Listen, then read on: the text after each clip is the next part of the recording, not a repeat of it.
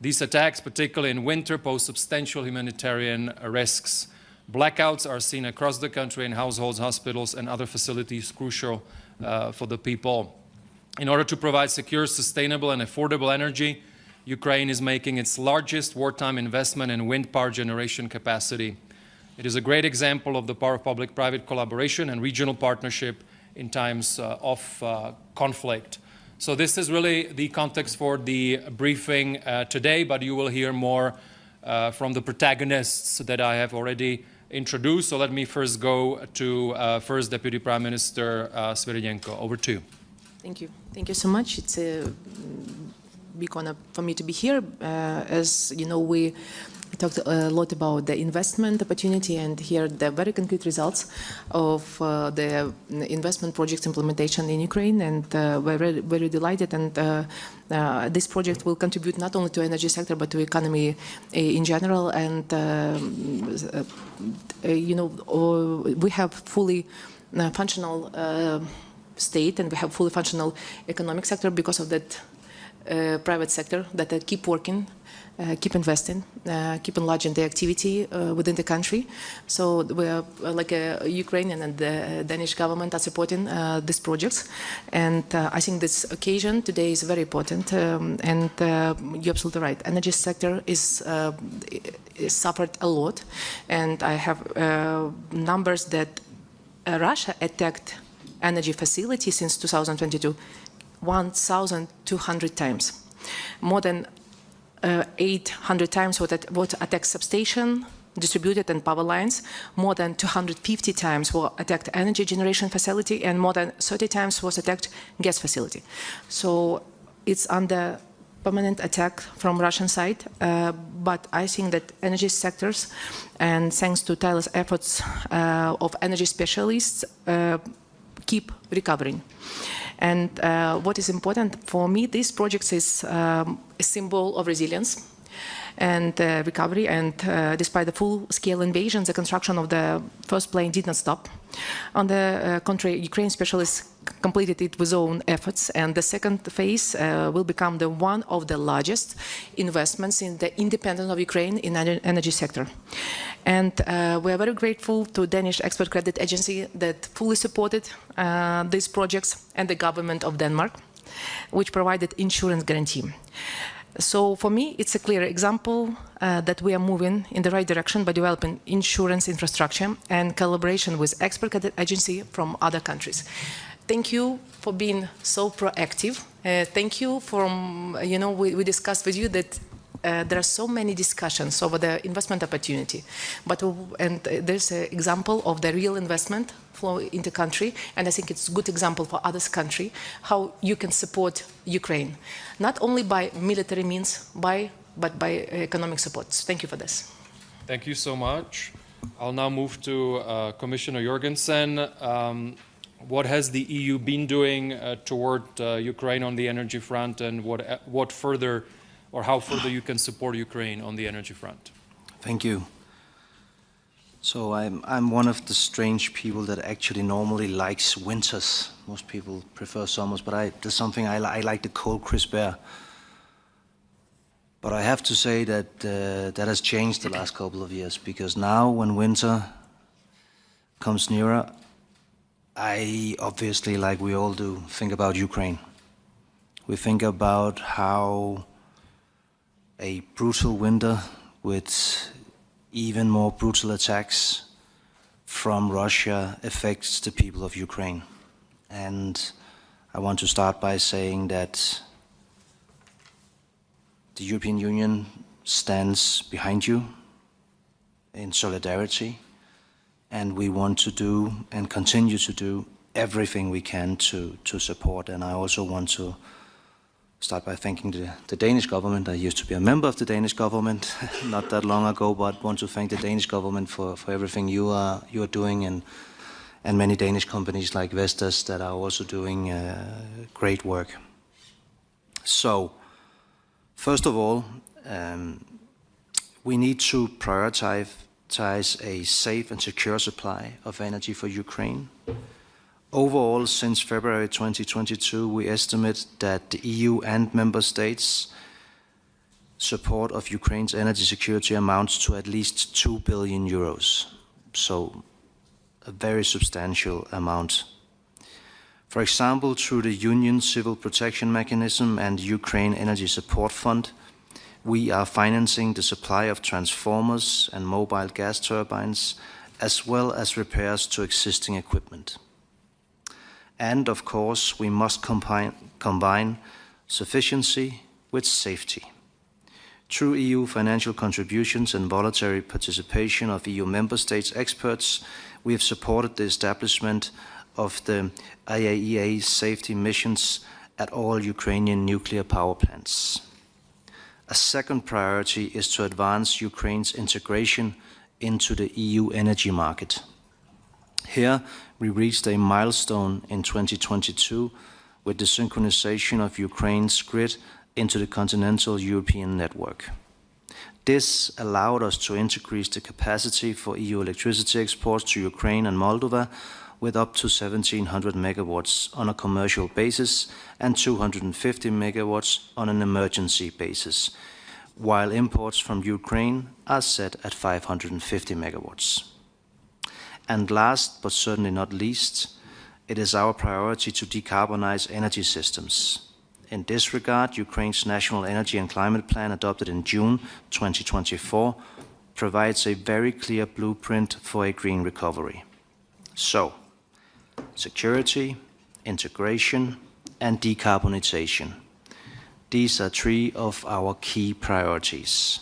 And that is why I'm very delighted to be here, because with the agreement being announced today, DTEK investors are making a huge contribution to each of these priorities.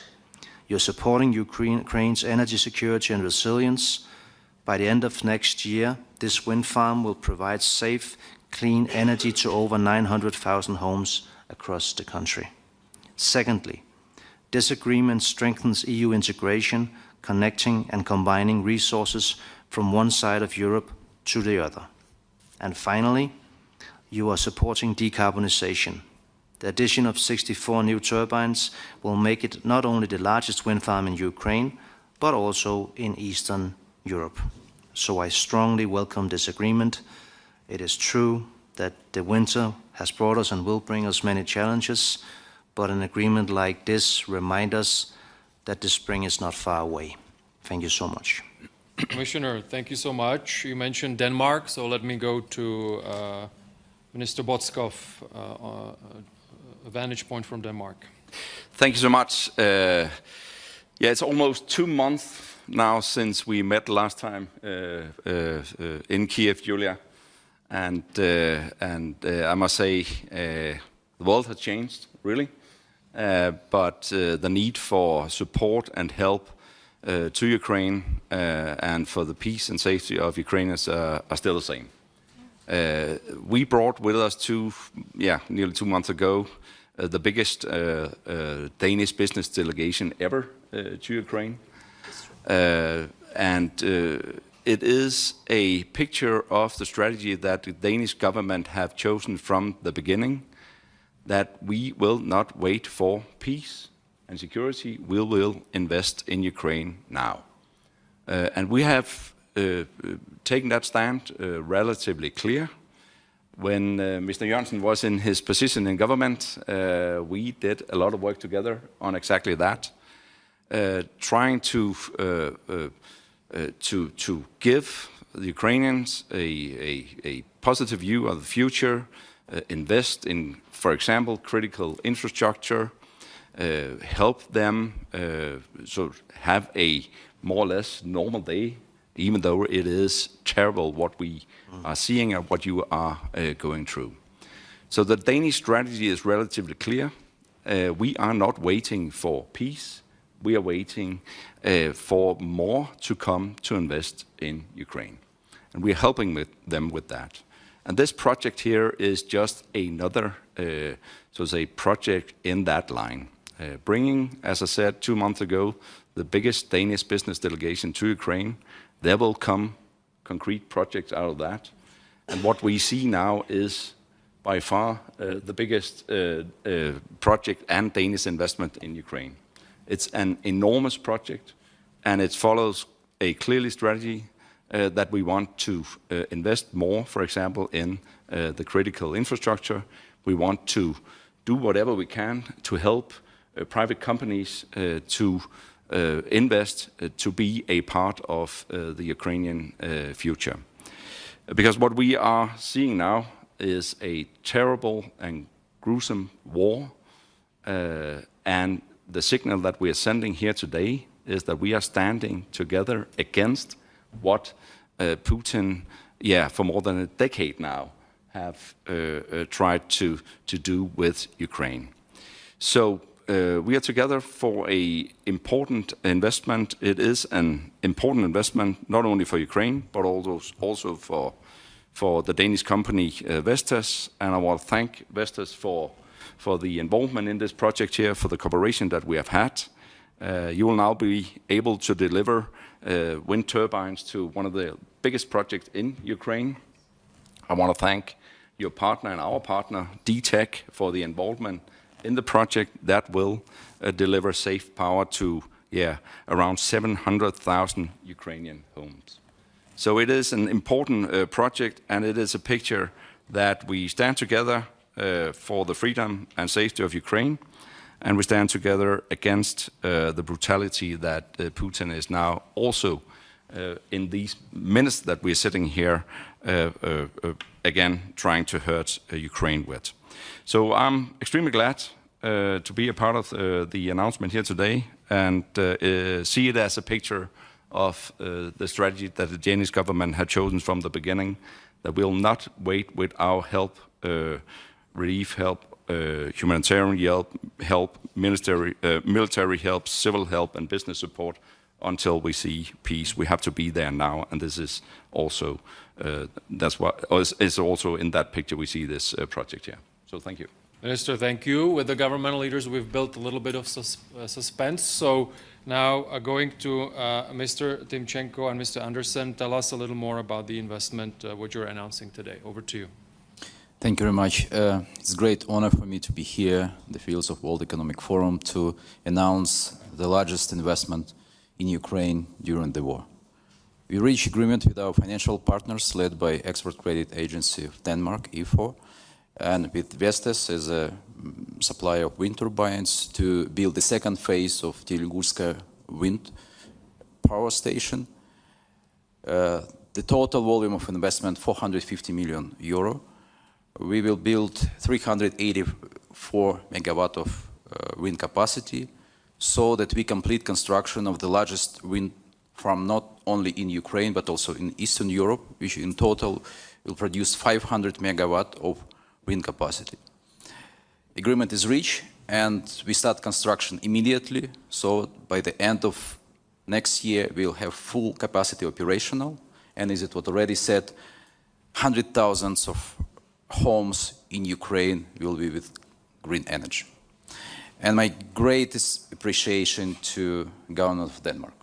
It is impossible to even think about this huge, very ambitious project without all support by all means. Financial support, the company you should be proud of, Vestas, is a world leader in wind turbines production. And of course, great appreciation to our government, Yulia Sviridenko, and all support we feel during these years of the war, and all support to realize such ambitious projects. To be honest, this scale and size of the project can be called ambitious even during peacetime.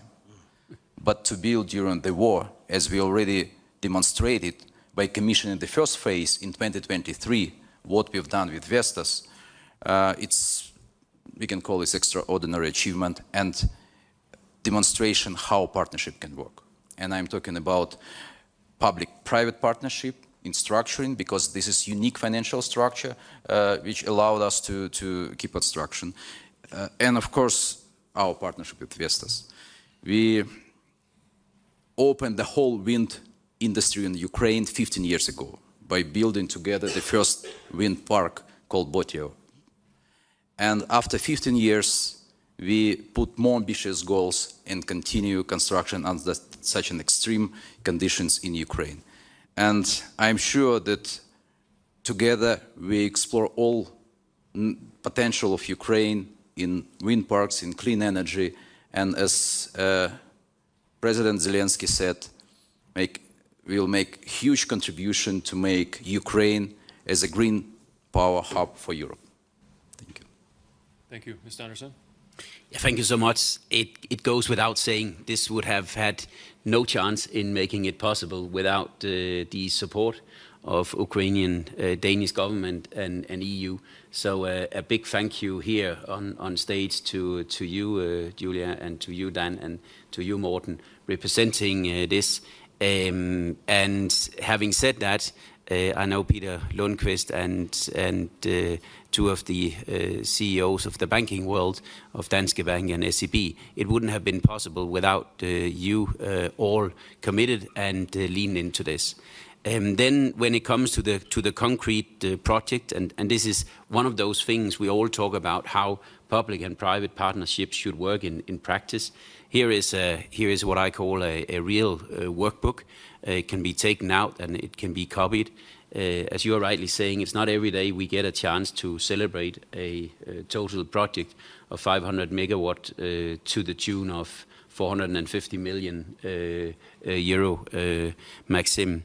But I also think here it demonstrates that the wind and the renewable energy for Ukraine, which had such a large potential, has proven that it is short-term resilient against what is happening around a wind park today. It has also the means of sending a very strong signal that this is part of the long-term recovery. So this is raising the hope and the light in the middle of the darkness of that electricity and more electricity is coming into Ukraine, and not least the societies and especially the kids, which is so much hit by not having energy.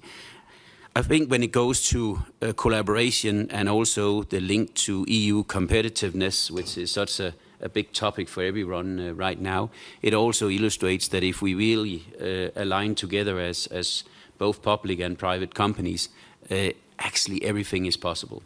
And when I look at you, Maxim, I have to say today marks a little bit of an end of sort of a long process that has lasted approximately around 18 months. I wouldn't say every week, but then maybe every second week we have had the word, this is never going to happen, because now we have hit another bump on the road. But you never rested from the path, you never deviated from it. And today, a really, really big thank you to you as a person. You are relentless in driving this forward, and we will relentlessly driving this from factories into the field, and then not stopping until we see the electricity hitting the homes, as you're rightly mentioning, Dan and Morten, to nearly a tune of 1 million homes in Ukraine that is really needing the resilience. So it has turned out to be a partnership between DTEK and investors, but I will also say I have for many months spoken more to you than I've spoken to my wife. So that probably also illustrates that it has gone from a partnership that also laid the foundation for a very close friendship that will last for many years to come. And I'm sure when we start construction, there'll be one or two things that doesn't work to plan, and then we will need that friendship. So a big congratulations to everyone around here, and we are proud to be a chosen partner to it. Thank you so much. I now open the floor for any questions there may be. We have a couple of minutes left. If there are any questions here. We're also live streaming. Yes, please, if you can introduce yourself and say who the question is for. Hi, this is Meloka Kitamets from Nikkei. I have a question for Mr. Timchenko. You've announced a big battery storage project a week ago. So can I ask you if the wind turbine project and the battery storage project are linked, or would you need to invest additionally to store the electricity that you are planning? Yes, we announced the other project, 200 megawatt battery storage project. They are not linked with wind park, but I think it's next step. So we will build wind farm first, and then we think about co-location so that we install battery storage to have proper profile of power production. Thank you. Anyone else before we wrap up? Good. Thank you so much. Also, thank you to those who were dialing into this and watching our web stream. And congratulations, everyone. Thank you. Thank you. Thank you so much.